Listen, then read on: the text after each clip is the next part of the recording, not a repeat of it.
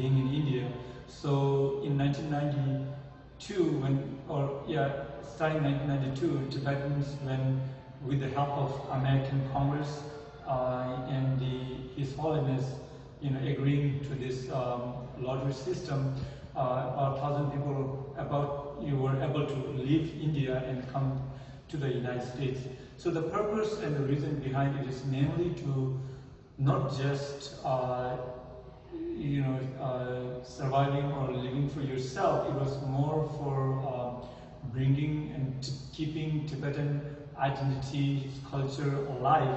So because of that, His Holiness has advised everybody to not just to make money for yourself, bluntly put it, and then just do the things as a Tibetan ambassador, what you would do if you were an ambassador.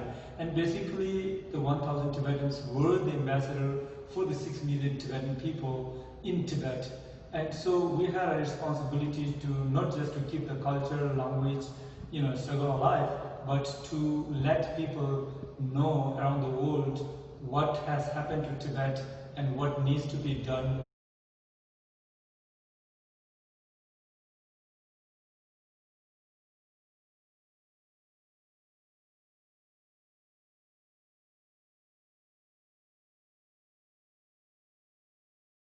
So in the panels behind us now, these are images of Tibet from nearly 100 years ago, actually. Mm-hmm. And you've never been to Tibet, actually. Right. You were born in India. Right. And I'm wondering what you feel like when you look at these old images of Tibet. Do you think about someday going back to Tibet? Do you hope someday you can visit Tibet? And what do these images make you think of? Every time when I look at these old pictures, I just feel like I've been there. Even though I've never been in Tibet, by looking at the picture, it results in me and it just gives me an impression of like I've been there and I'm a part of that land. Going back to Tibet, it doesn't occur in everyday life, it doesn't occur as in my mind as like would you ever want to go back? It doesn't, because Tibet lives in my heart, and if I get an opportunity, I will go. But if I don't, it's okay, because place is just an object, and real identity of Tibet lives inside the heart. So it is. Some people think differently. Everybody is different, and this is how I control my emotion, and this is what makes me happy. But technically, as a U.S. citizen, you could go to Tibet today if you wanted to, correct or no? Not really, because for Tibetans, it's very, very hard to get a visa because they do a background check, and if you're a Tibetan living in the United States, they will clearly say no to get your visa, unless you have somebody in China supporting your documents and loopholes, and then it's easier. But in my case, even everything is clear, they still won't allow me, because I've done a few things, for or against the Chinese regime for the over 25 years I've been here, and that was the reason we are here. So I've been doing protesting and stuff like that. So, in my case, it is almost impossible to go to, Tibet this time.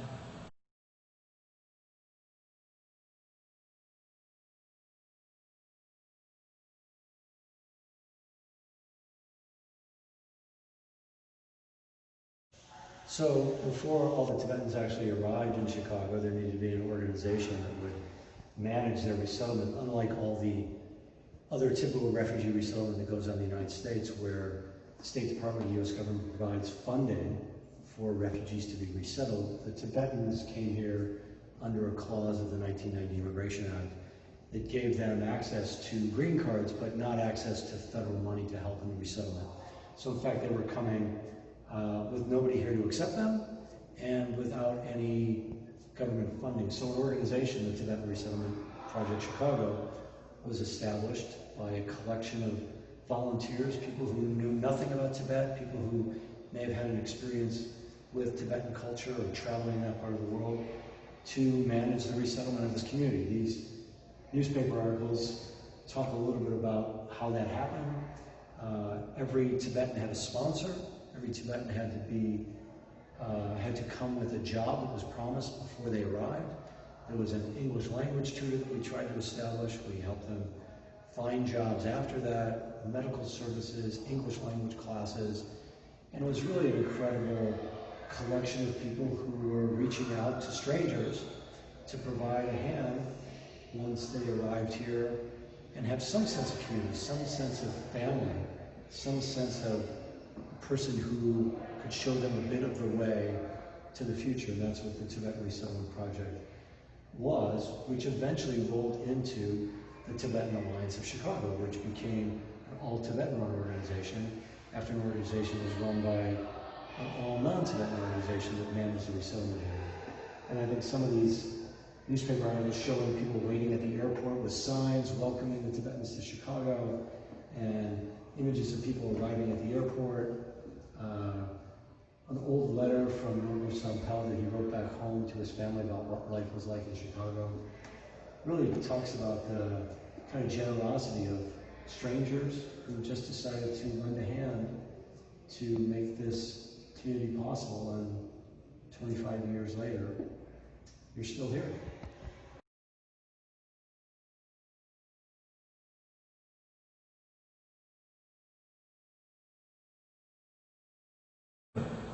Champel and Setenwanga, Namka, Chris, Ed, Tande, that's Joel Carp, Nina, that's Dee.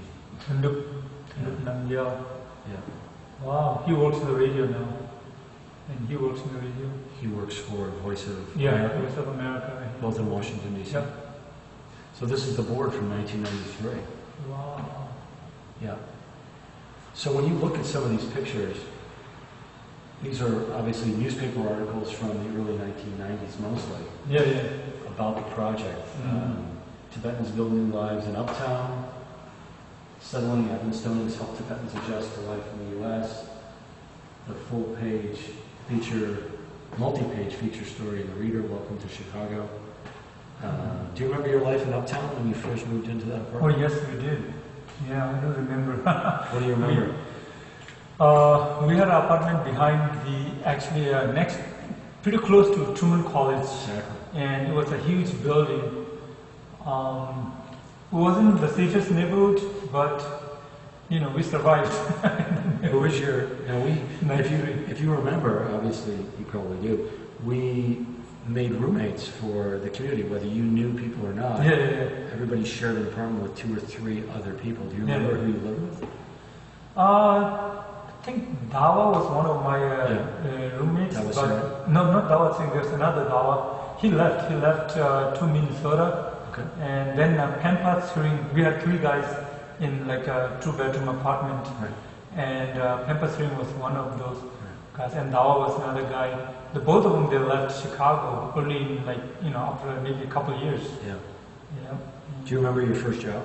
Oh yes, I worked as a busboy at Marlin Bee's restaurant in downtown, which is like the heart of the downtown, and it was a happening place. Rush Street, right? Rush Street, yes. Yeah. Rush.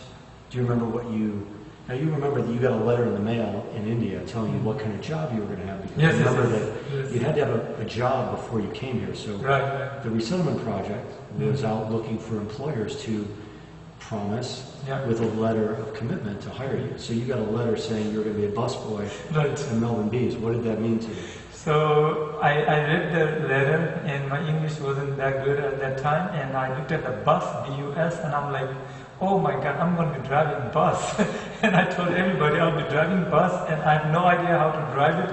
And I thought like maybe they just train me anyway. I'll just. So I thought I was going to be a bus driver, but I became a limo driver eventually. Eventually, you did. You became a limo driver. Okay. It was in the cards.